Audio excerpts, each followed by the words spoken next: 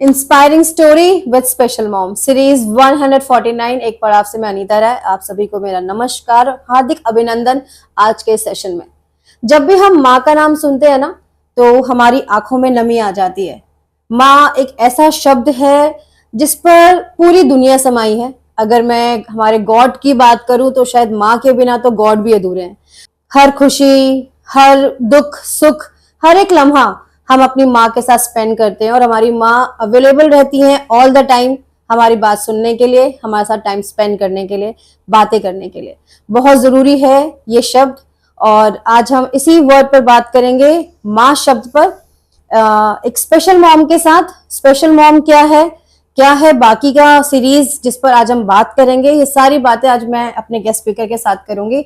और मेरे साथ हैं इंस्पायरिंग मोटिवेशनल गेस्ट स्पीकर है मेरी Mrs Lovleen Oberoi. Hello ma'am, good evening. Hello, good evening. Thank you for inviting me.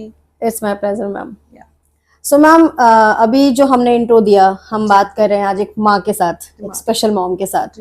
तो सबसे पहले मैं ये जानना चाहूंगी कि क्यों हैं आप स्पेशल मॉम जिनसे आज हम बात कर रहे हैं।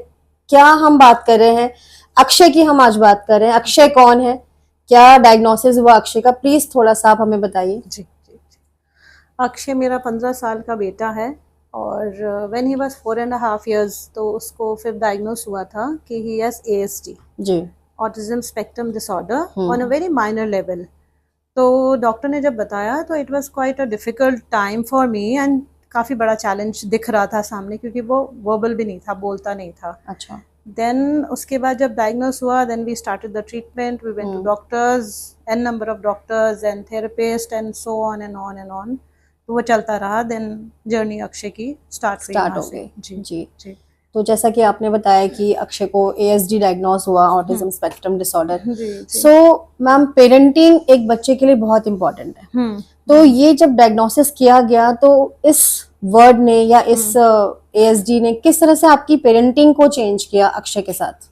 बहुत चेंज किया पेरेंटिंग को काफ़ी। जैसे हम लोग बड़ी जल्दी हाइपर एक्टिव हो जाते हैं बच्चों के साथ, एकदम से भी इम्पल्सिव हो जाते हैं, उस चीज़ को सेटल किया। क्योंकि when you know the problem then you have to work on it accordingly कि किस बच्चे के साथ कैसे डील करना चाहिए। तो अक्षय का जब मुझे पता चला, क्योंकि वो हाइपर एक्टिव भी था उस टाइम, तो बहुत सारी चीज़ें मुझे अपने लिए चेंज करनी थी, उसके लिए नहीं करनी थी, बट अपने लिए। क्योंकि फैमिली में रहते हैं तो जॉइंट फैमिली में सारे होते हैं, वो भी उसको अजीब तरीके से देख रहे हैं या क्या कर रहे हैं, तो वो एक it was a complete package for me that time.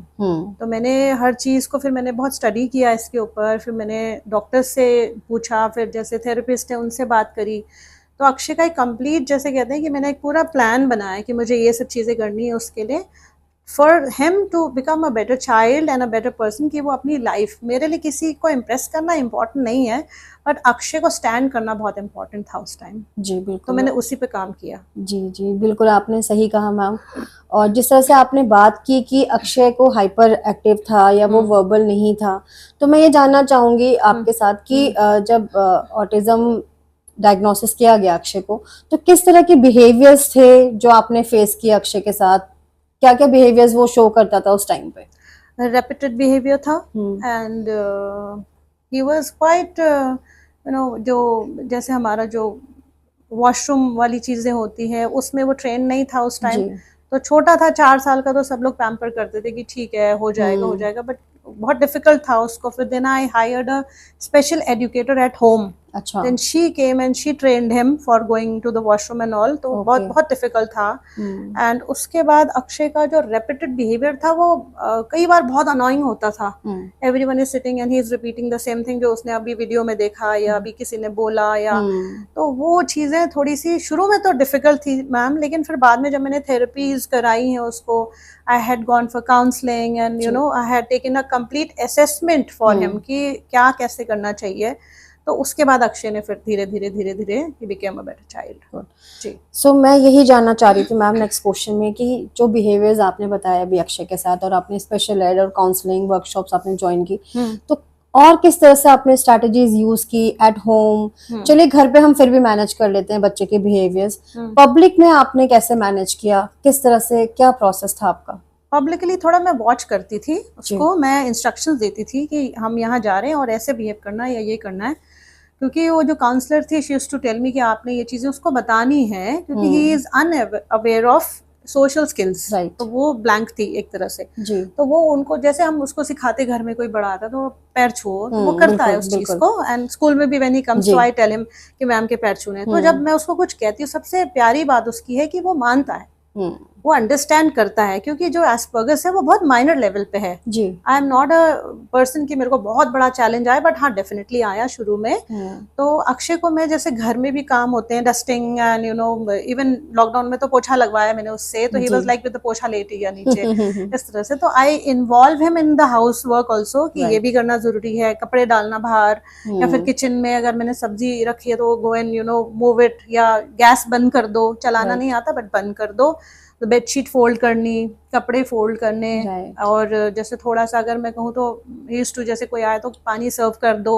तो ये चीजें मैंने उसको धीरे धीरे सोशलाइज होने के लिए सिखाई मैंने उसको।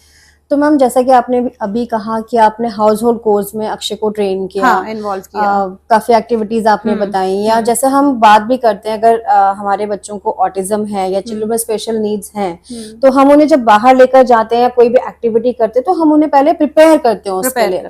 It is completely same as कि हम किसी न्यूरोटिपिकल स्टूडेंट्स को भी हम पहले बताते हैं अपने घर में कि आज हम बेटा बाहर जाने वाले हैं, you have to behave nicely, आपको ऐसे बात करनी है, बड़ों के पैर छूने, जैसे आपने बताया। तो इनिशियल स्टेज पे सारी चीजें हो रही थी, आप कर रहे थे। तो मैं यहाँ पे ये जानना चाहूंगी, पेरेंट्स के रेड फ्लैग्स क्या होते हैं अगर आपके पास कोई भी ऐसा चिल्ड्रन विद स्पेशल नीड्स बच्चे हैं आपके पास और आप स्पेशल पेरेंट हैं, तो being a parent red flags क्या होंगे आपके लिए? रेड फ्लैग्स है कि जैसे हम लोग कई बार उनको अपने काम की वजह से हम उनको छोड़ देते हैं। टीवी देख रहे हैं या फिर टैब्स पे, आजकल फोन्स का बड़ा ही it's like you know difficult thing कि उनको मूव करना वहां से, क्योंकि लॉकडाउन के बाद सब पढ़ाई and all is on phones and you know on gadgets. तो वो जब वो गैजेट में जाके स्टक हो जाता है तो वो दैट इज यू नो, और हम वहां से हट जाते हैं, और फिर उसका जो बिहेवियर जितना हमने काम किया है उसके ऊपर वो वापस बाउंस बैक करता है। तो that is a red flag for us. तो हमें बहुत सारी चीजें छोड़ के उसके साथ इन्वॉल्व होने की जरूरत है अपने बच्चों के साथ। इनिशियल स्टेज पे तो हम नॉर्मल बच्चों के साथ भी इन्वॉल्व होते हैं, we don't leave them alone. अगर आप छोड़ दोगे तो फिर वो क्या करेगा आपको नहीं पता। पौधा होता है छोटा, जब आप उसकी मिट्टी अच्छी and you know you completely उसकी केयर करते हो तभी वो बड़ा ट्री बहुत सुंदर सा बनता है। वैसे ही बच्चे हैं, अच्छे बच्चे हैं। बिल्कुल। और अभी शायद जैसा कि आपने अभी मेंशन किया कि छोटे बच्चों को हमें नर्चर करना पड़ता है, उनका ध्यान रखना पड़ता है। ऑटिज्म के साथ साथ एक नया टर्म भी आजकल आ रहा है, वर्चुअल ऑटिज्म। तो बेसिकली जो मैम आपने कहा, मैं वही शब्द दोबारा से रिपीट करना चाहूंगी यहाँ कि बच्चों को पूरा आपकी इन्वॉल्वमेंट चाहिए being a parent, whether you are special mom, whether you are normal mom, लेकिन पेरेंट तो पेरेंट ही है। शायद बच्चों को जैसे एक पौधे को नर्चर करना है तो आपकी इन्वॉल्वमेंट, आपका सुपरविजन चाहिए। आपने बताया कि अक्षय 15 इयर्स का हो गया है और 10th क्लास में स्टडी कर रहे हैं, तो और इसके साथ वो क्या कर रहे हैं जो आपने बताया था? इसके साथ वो एनिमेशन और ड्राइंग में बहुत फोकस था, घर पे करता था, तो मैंने उसको एक कोर्स में एनरोल किया है अभी जी। जी वालों की तरफ से वो कोर्स है, 3 इयर्स का एनिमेशन कोर्स है। तो वो अभी वो कर रहा है and he goes to Raja Garden. मैंने उसको ट्रेन किया है, अकेले जाता है कैब में, एंड मैं उसका रिकॉर्ड रखती हूँ क्योंकि मैं ही बुक करती हूँ। And he reaches, he has got a phone, he messages me कि मम्मा आई हैव रीच्ड, एंड फिर वहां से आने के लिए ही टेल्स मी कि कैब बुक कर दीजिए, मुझे वापस आना है। तो इंडिपेंडेंट बनाने की मैंने कोशिश। बिल्कुल, और यही शायद बहुत जरूरी है हमारे बच्चों के लिए कि बच्चे इंडिपेंडेंट हो, बाहर जाएं, एटलीस्ट आना जाना खुद से सीखे, जो उनकी डेली लिविंग की चीजें हैं। और आप इतने अच्छे से बच्चे को ट्रेन करें, that is very very appreciable ma'am. So ma'am, मैंने अब आपका ज्यादा टाइम नहीं लूंगी क्योंकि बहुत सारी बातें हमने की हैं आपके साथ, अक्षय के लिए भी, और मैं कोशिश करूंगी आपकी परमिशन के साथ कि अक्षय के साथ भी मैं एक सेशन लूं, हमारे व्यूअर्स देखें कि अक्षय से भी हम कितनी बातें करें और कहाँ अक्षय आज स्टैंड करता है। सो मैम, आपकी journey as a special mom के साथ और एक एंटरप्रेन्योर आज आप हैं, आप टैरो कार्ड रीडर हैं, तो कैसी रही आपकी जर्नी? कैसे आपने खुद को रिकॉग्नाइज किया कि आप आगे कर सकती हैं? क्योंकि बहुत बार ना पेरेंट्स या मॉम की जब मैं बात करूं तो हताश हो जाते हैं, लोनलीनेस फील करते हैं कि हम कुछ कर नहीं सकते लाइफ में। बट आज आप एक कॉन्फिडेंट मोटिवेशनल स्पीकर भी हैं, आप हमारे साथ हैं आज इस स्टेज पे जी, तो बताइए प्लीज। अक्षय से पहले I was working with an MNC जी, लेकिन अक्षय के होने के बाद फिर वो थोड़ा सा मुश्किल था। एंड देन 2 बच्चे हैं, एक बेटी भी है, तो जब 2 बच्चे होते हैं तो फिर रिस्पॉन्सिबिलिटी डबल हो जाती है। तो कुछ काम ऐसे मैं नहीं कर पाई। मैं पार्ट टाइम्स तब भी करती थी, जैसे इंश्योरेंस है या कुछ भी ज्वेलरी का काम मैंने किया बहुत सारा, अच्छा। तो वो मैं करती थी, बट मुझे वो सेटिस्फैक्शन नहीं मिल रही थी। I want to do something to come out of the house and even help other people. तो मेरा मोटिव कुछ और था। तो फिर मैं अकल्ट साइंसेस में आई, मैंने फिर न्यूमोलॉजी करी, फिर मैंने हीलिंग, एंजल हीलिंग करी, then I did akashic reading और मतलब एन नंबर ऑफ थिंग्स। फिर टैरो कार्ड रीडर वो लास्ट था, वो मैंने किया। So now it's like 5 to 6 years that I'm into this and बहुत beautifully I take care of my children also and अपना जो करियर है वो भी मैं actually planning करती हूँ जी। मुझे प्लानिंग में बहुत लगता है कि we should plan कि दिन में अभी क्या करना है। if you don't plan your day, the day plans for you और वो कुछ भी नहीं होता फिर। So I keep a planner and I write down कि क्या करना है क्या नहीं करना। अक्षय के लिए even उसका भी, then एंजल का, then अपना, so it's with a plan. Right. So moreover it has been a very beautiful journey after Akshay has entered my life. मैंने spiritually भी बहुत grow किया है, मैंने personally बहुत grow किया है। I have become so compassionate, so caring for everyone. पहले तो खुद का था कि अपने लिए करना है, अपने लिए मांगना है, नहीं अभी ऐसा नहीं है। अभी I have completely changed कि मुझे मांगना है दूसरे के लिए। I want to reach out to the person who is asking for help. तो मेरा मोटिव पूरा ही चेंज हो गया ma'am. Wow, so nice ma'am, more power to you. And आपके इसी मैसेज के साथ और इन्हीं प्यारी प्यारी बातों के साथ मैं चाहूंगी कि आप हमारे मदर्स के लिए, जो हमारे अपकमिंग पेरेंट्स हैं, उनके लिए टेक अवे मैसेज, हाँ, अगर आपकी तरफ से कुछ हो जाए। मैसेज ये होगा कि जो भी चैलेंजेस हैं पहले तो उन्हें रिकॉग्नाइज करिए और फिर उन चैलेंजेस को देखिए कि हम उसको ओवरकम कैसे कर सकते हैं। Instead of getting in trouble या परेशान होने से नहीं, आप उस खड़े होइए और देखिए क्या चैलेंज है और हम उसको कैसे फेस कर सकते हैं और कैसे हम इस पे काम कर सकते हैं। क्योंकि चाहे आपके नॉर्मल बच्चे हैं, चाहे आपके स्पेशल बच्चे हैं, बट चैलेंजेस सबके साथ है।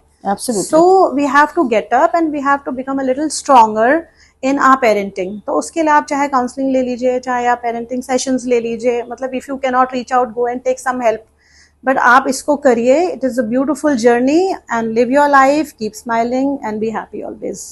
Thank you so much, ma'am. Thank you for so much sharing for your having guidance me. on the platform of Fake Yeah. Palav. Yeah. Thank you so much everyone. हमें देखिए, हमें सुनिए, because सुनना बहुत जरूरी है। ये पॉडकास्ट सिर्फ आपके लिए है, ताकि आप ऐसी इंस्पायरिंग स्टोरी हम आपके साथ लेकर आए, ताकि जो हम एक फील करते हैं कि बस हमारी लाइफ खत्म हो गई है, वो सोच से ही ना आपकी एक नया लाइफ आपका शुरू होता है। यूनिवर्स आपको कुछ कहना चाहता है। तो प्लीज आप जुड़िए हमारे साथ। आपके और भी क्वेश्चंस हैं, आप हमें कमेंट बॉक्स में शेयर कर सकते हैं।